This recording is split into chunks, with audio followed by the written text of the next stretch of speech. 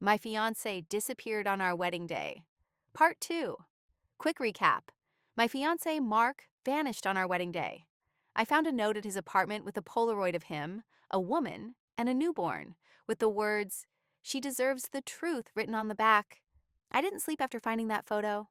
I just kept staring at it, zooming in on the woman's face like that would somehow trigger a memory. I've never seen her before in my life. The next morning, I went to his mom's house. She answered the door like she'd been expecting me, but her smile dropped the second she saw I wasn't there to talk things through calmly. I showed her the photo and demanded an explanation.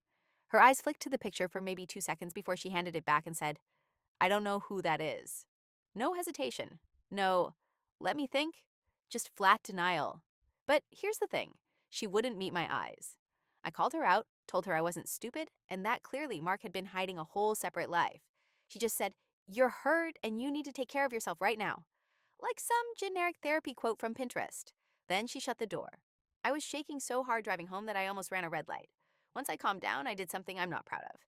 I logged into Mark's email. He once gave me his password to print something for him, and he's the kind of guy who never changes it. I don't even know what I was expecting to find. But there it was, plain as day. 3 weeks ago, an email with the subject line, "Paternity results. Confidential." I opened it, and my stomach dropped. It was from a lab.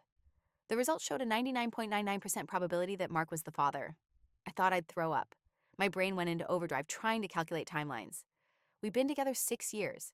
That baby couldn't be more than a few weeks old, which means he cheated. Recently. And whoever this woman is, she knew him well enough to track him down for a DNA test. But here's the part that's eating me alive. The email was forwarded. Not to me, obviously. Not to his mom. But to an address I didn't recognize. The username was just 2 random letters, SJ, followed by a bunch of numbers. I searched the address in his inbox. Only one other email popped up. From last year. A short message from Mark. "We need to meet." She's starting to ask questions. That "she" was me. Now I have more questions than answers. Who is this woman? Why did his mom pretend she didn't know anything? And what the hell was going on last year that made him think I was suspicious? I was so deep in my head that I almost missed it. The timestamp on that old email was the day after I went away for a weekend trip to visit my college roommate, the same weekend Mark claimed he just hung out at home. So now I'm wondering, did he meet her then? Has this been going on for longer than I realize? I was about to close the laptop when I noticed something else. A draft email, not sent, just sitting there. The subject line, "If anything happens to me." And the first sentence made my skin crawl. "You're the only one I can trust to tell her the truth." It's not addressed to me, and it's dated 5 days before our wedding. To be continued.